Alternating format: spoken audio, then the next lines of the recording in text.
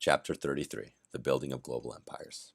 Good morning, everybody. I am Farrell Green, and I'll be going through a quick rundown of important notes you should be aware of in Chapter 33, The Building of Global Empires.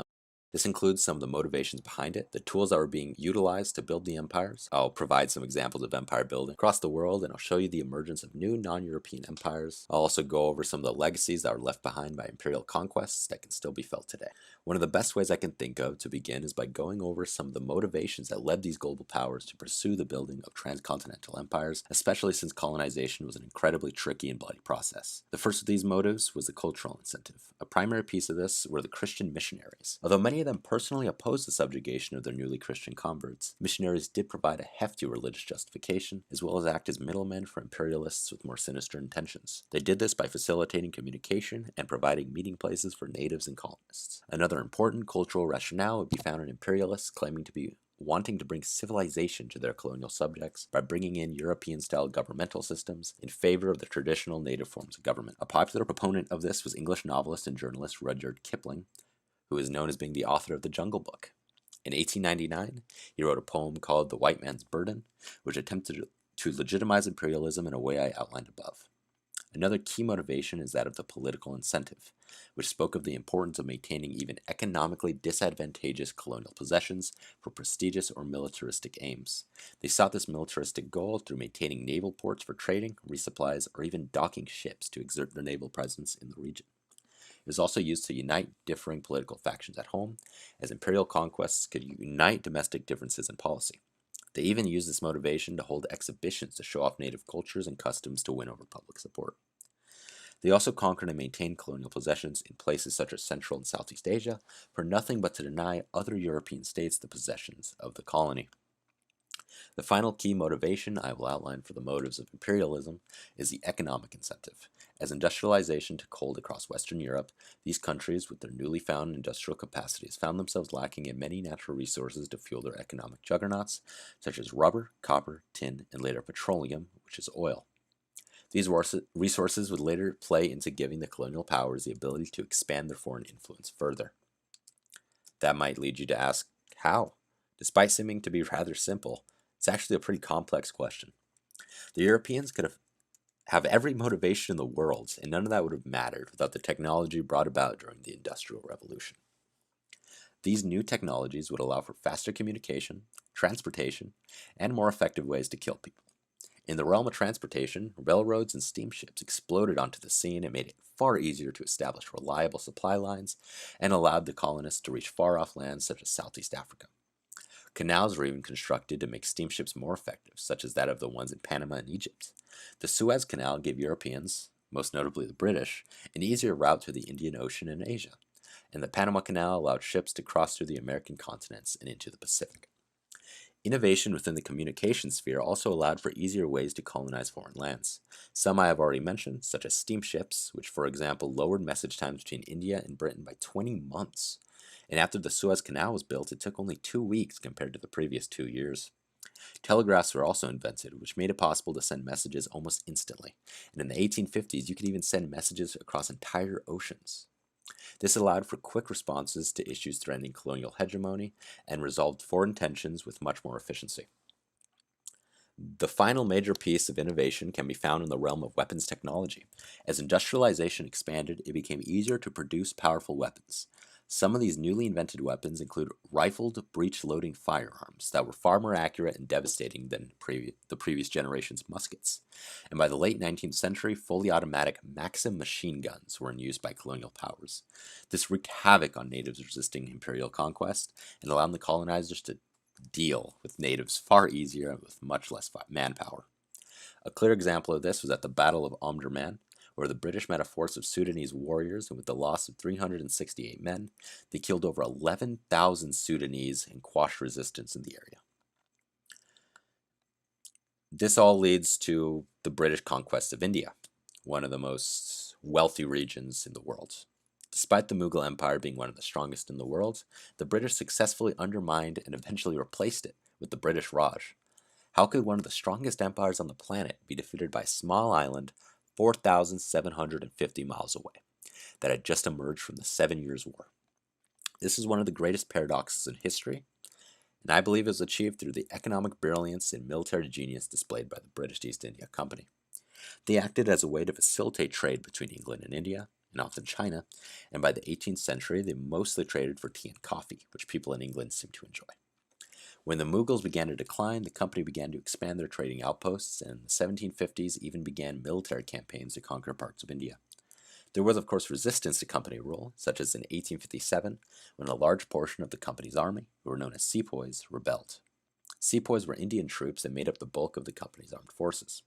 They received bullets wrapped in animal fat, which was against their religion, and so they mutinied. This mutiny became a full-scale rebellion when Indian elites and peasants joined into the fray. Due to the British technological advantage outlined earlier, the British were able to quell the rebellion. In 1858, the rebellion was finally put down after a year and a half of fighting. The British government, after seeing this unfold, replaced the East India Company with direct imperial rule and created the British Raj. The new centralized colonial government did not respect Indian customs as much as the East India Company did, and destroyed many of the older Indian institutions such as sati. They constructed rail and telegraph lines and replaced crop growth by native Indians with tea, coffee, and even the drug opium, which had high demand in Europe, and in the case of opium, in China. Despite the English seemingly being the main European power in the region, the Russian and French empires wanted to establish their own presence in the subcontinent. After 1850 and the fall of Napoleon Bonaparte, the French mostly stopped their bid for power. The Russians, on the other hand, continued to pry at Central Asia. By the 19th century, the weakening Ottoman and Qing empires were no longer there to halt Russian expansion into the region. Because of this, the British and Russians came into near direct conflict over control and influence in the region. The British referred to this as the Great Game. The British and Russians gained and maintained intel networks in the region and probed forces at the frontier in preparation for a war over control of the region, especially India. This never came to pass, however, due to the intervening hands of World War I. Despite this, Russian influence led to much of Central Asia coming into the hands of the Russians and mostly staying there until 1991 with the fall of the communist Soviet Union. In Asia, European colonial efforts didn't just stop at Africa and Central Asia, and actually spilled into East Asia, especially the Southeast. The Spanish had taken control of the Philippines in the 1500s. The Dutch seized control of most of modern-day Indonesia, and the Portuguese established a noticeable presence in the 1600s. These colonies were major producers in sugar, tobacco, tea, tin, and rubber, which were in extremely high demand within Europe. The British, of course, did not miss a chance to expand their colonial possessions, and in 1820 came into conflict with Burma. By the 1880s, they established full control over the country. It was a major producer in teak, ivory, rubies, and jade. They also seized control over Singapore, and it became one of the leading trading cities on the planet. The wealth created by these colonies urged other Europeans to expand their colonial possessions in the hope of creating as much wealth as they had found in these holdings. And although the French had failed to gain a foothold within India, they too attempted to form a powerful colonial empire in Southeast Asia. This came in the form of French Indochina, which consisted of modern-day Vietnam, Cambodia, and Laos. By the end of the 1800s, all of Southeast Asia was under European jurisdiction, apart from the Kingdom of Siam, which acted as a buffer state between the French and the British. All of the colonial endeavors I've spoken about mostly pale in comparison to that of the scramble for Africa, where European powers conquered almost the entire continent in less than half a century. During the mid-1800s, Europeans only maintained a small presence in Africa, aside from the Portuguese colonies of Angola and Mozambique, as well as the French presence in Algeria. They traded with African locals relatively peacefully for their abundant resources of gold, ivory, and palm oil. In exchange, the Europeans gave them manufactured goods and guns. None of this would have been possible without the efforts of European mappers and explorers who delved into the region and created accurate and reliable information. This guidance provided enlightenment towards the imperialists, who utilized it to colonize the continent.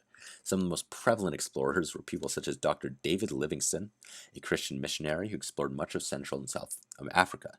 What was especially important was the intel about large African rivers, which helped streamline supply into inland Africa. One of the key countries that utilized these pieces of information was the Belgian King Leopold II, who formed a free trade zone in the modern-day Congo. Some of the most brutal repression during the Scramble of Africa happened in this land, where massive rubber plantations were created to give wealth to the Belgian state. They were extremely brutal to natives working the plantations, taxing them highly and cutting off their hands when they didn't meet the rubber quota. In the case of North Africa, the Egyptian state had been run by the Ottoman Empire until the mid to late 19th century. where the Egyptians began to distance themselves.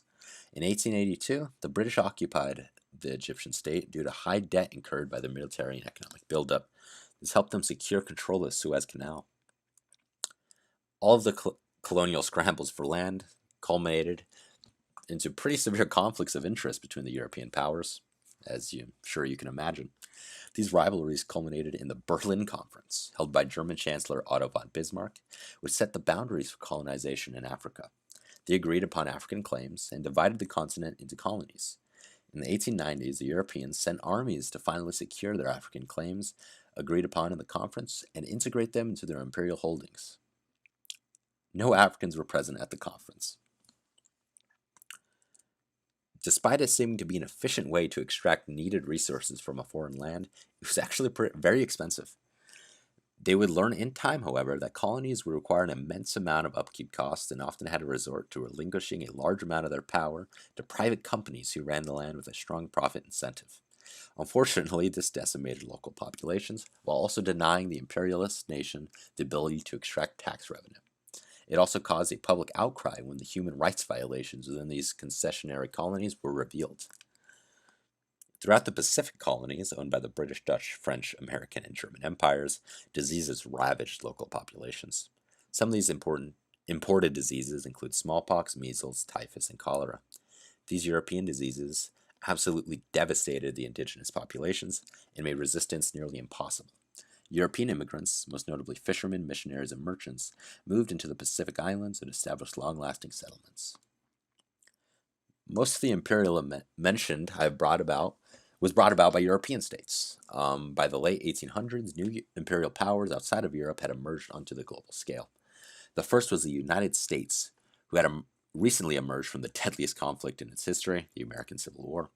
30 years before the war erupted, President James Monroe enacted the Monroe Doctrine, which disallowed Europeans from expanding their colonial possessions within the Western Hemisphere.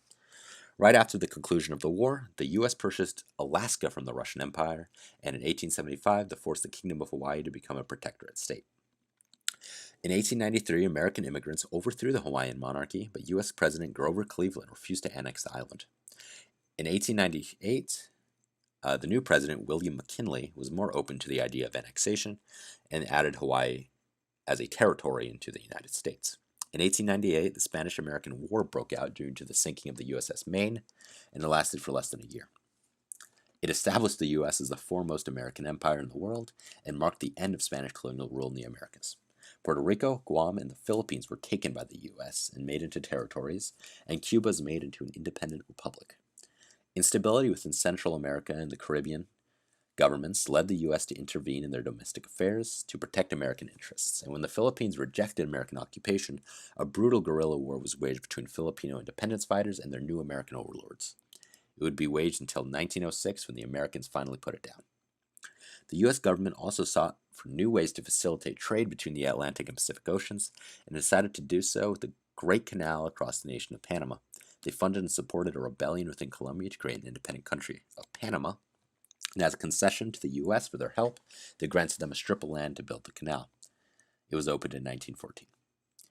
Japan was the only nation outside Europe and the U.S. that fully enjoyed the benefits of industrialization, which happened following the Meiji Restoration. In the 1860s, European and American governments imposed unequal treaties against the Japanese state. As a way to be seen as equals to these mostly white nations, they began a campaign of conquest to gain overseas imperial territories. This began in the 1870s when Japan began to populate Pacific islands with native Japanese and conquered them into their empire. In 1876, they began to purchase modern warships from the English, and they became a powerful naval force. With this newly found naval superiority, they used gunboat diplomacy against the Korean state, which ensured Japanese hegemony over the peninsula. And in 1894, a confrontation between Japan and Korea led to the Korean government becoming a puppet state of the Japanese. In 1810, they would fully annex Korea into the Japanese Empire, and in 1894, the Japanese declared war on China due to the Qing Empire sending troops into Korea, which was vital to Japanese interests. The Japanese would demolish the Chinese fleet in the Yellow Sea, and soon after, the Japanese army would push the Chinese all the way out of Korea. After only a few months in 1895, the Chinese would surrender. This ensured Japanese control in Korea and also granted them numerous islands, most notably Taiwan, and gave them unequal protections within China. After the Sino-Japanese War, Japanese tensions with the Russian Empire began to grow. Tensions existed over Russia being worried about Japan overshadowing them in Asia. This was spearheaded over the issue of influence within Manchuria, where Russian interests came into direct conflict with that of the Japanese. The Russo-Japanese War began in 1904 over territorial ambitions of both powers, most notably within Manchuria. The Japanese defeated the Russian Baltic Fleet, and by 1905 the Japanese had defeated the Russians in both land and sea. This granted them international attention as being the first non-European empire to openly wage war against a great European power and actually win. And now we're on the final stretch of this chapter, where we will be going over some of the legacies left behind by the imperialistic endeavors of these empires. Imperialism was the primary expander of globalism and linked people from across the world together, although unequal in nature.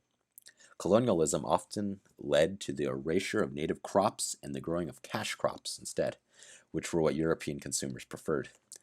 They turned the states they colonized into export-centered nations, in contrast to their original goal of providing local goods and services.